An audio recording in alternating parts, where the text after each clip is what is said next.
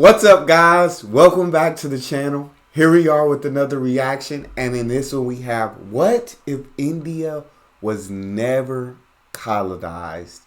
This is a question that I would love the answer to, because there's so much, I guess, exciting hypotheticals of what everything would have been like.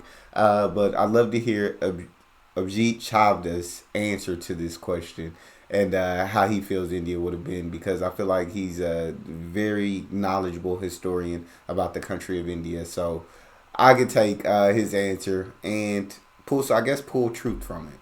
Before we dive into this, if you guys happen to enjoy, please don't forget to subscribe, give the video a thumbs up, and if you'd like to support the channel by becoming a member, all you gotta do is hit that join button to receive your exclusive benefits. Let's hear what we got. What do you think India would be like today if it had not been colonized? Would it be a single country or multiple kingdoms? Well, what India would be, whether it would be a single political unit or multiple units, India would still be a single civilization. Today, Okay. India no longer has the status of a civilization. Let me explain why. A civilization has certain characteristics.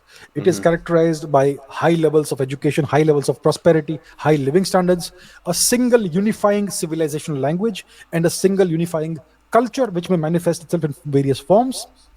So, single unifying civilizational language, and all of its institutions should be based in its own indigenous culture. If we look at India, we have a unifying language today, which is English. I'm forced to speak to you in English, right? Yeah. We have, And that's what, due to colonization, the civilized language in India being English, due to being colonized by the British. That's crazy. That's crazy to think about. India. I guess I never really learned what it was to be like a one unified civilization where you have high levels of education, high levels of so many different things, and one unified language, in which today it is English. But like, what would that language have been had it not had the British never came, had they never been colonized?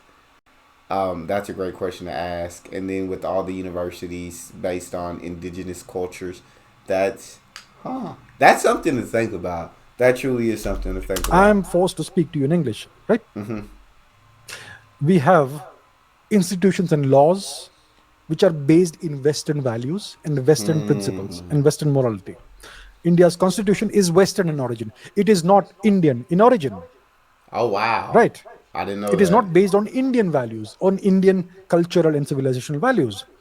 India's institutions, whether it is the parliament, whether it is the judiciary, they are all based on Western institutions. India's laws are not based in Indian values. So India is a thoroughly colonized country. And once you have this kind of situation, you are no longer a civilization. So India officially ceased to be a civilization in 1947. Until 1947, India was a struggling civilization. But in 47, the death of the civilization was announced when India accepted British dominion status. And in Dang. 50, 51 or whatever, whichever year it was, we adopted this ridiculous constitution undemocratically. Dang. So in 1947, India came under British dominion. So now, instead of them being their own unified civilization, with everything based on, I guess, indigenous culture and everything, now everything's kind of based on the British and how the West do things. As far as the laws he's talking about, those laws are really based on kind of Western laws, and the Parliament, that's kind of based on Western Parliament, and the Constitution that has Western origins. And so many things came from the West due to being colonized by the British. That, I guess he's saying, India, it can't call itself like a similar civilization, because until 1947 it was still a civilization. Yet, even though it was a struggling civilization, it was still a civilization. But once they accepted British dominion, they no longer were a civilization. And it seems like kind of their culture, their history, and everything started being about the British and all these values and everything now they got from the West instead of it being their own values. whichever year it was, we adopted this ridiculous constitution undemocratically. And since then, we have no longer been a civilization. We have been a colonized a colonized nation state, Westphalian nation state. So, if India had not been colonized, whether if India today was a single political entity like the Mauryan Empire, the Kushan Empire, whatever, or whether it was a loose coalition of various kingdoms, India would still be a single civilization. So that Okay. is what we have lost due to colonization. And today we are becoming even more rootless. All of our values are Western values. All the entertainment we watch is rooted in foreign culture. The education system is making us more rootless, and this is the situation we are in right now. If it persists like this for another 100 years, everything that is left of Indian culture will be gone. So Wow. that's where we are today, but I am still hopeful that things may turn around. So India may have been today a single country, a single kingdom, you could say, or empire, whatever, or maybe a bunch of multiple kingdoms, whatever, but it would have still been a single indigenous civilization, which we no longer are today. So I'm very intrigued to hear what you guys have to say about what he said. I also want to hear what else do you think like India would have been like? How great? How rich? Do you think India would be the number one economy in the world? The under this, whether it was one, I guess, single country or multiple different kingdoms within India. Either way, it would have been one indigenous civilization.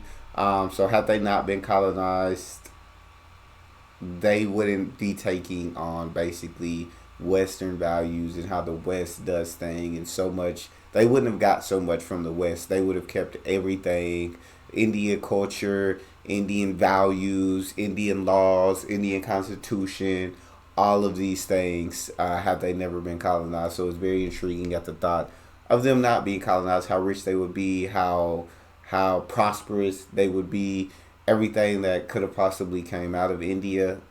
Um, what language would have this, how unified language have been? Um, it would just be very, very interesting. So I would love, like I said, to hear from you guys on what do you guys think India would be without colonization. Do you just completely agree with Mr. Chavda, or do you have something that you would like to elaborate on? Maybe one of his points that you would like to elaborate on. And he says if India continues on this path for the next 100 years, then unfortunately there will be nothing left of Indian history or Indian culture left, because it will all have come from the West, entertainment, everything. Do you guys see? Do you guys agree with him on that status? If so, do you see India changing and India going back to its own cultures and own values and creating its own laws, and I guess ditching more and more of Western values and Western thoughts and the way the West does things?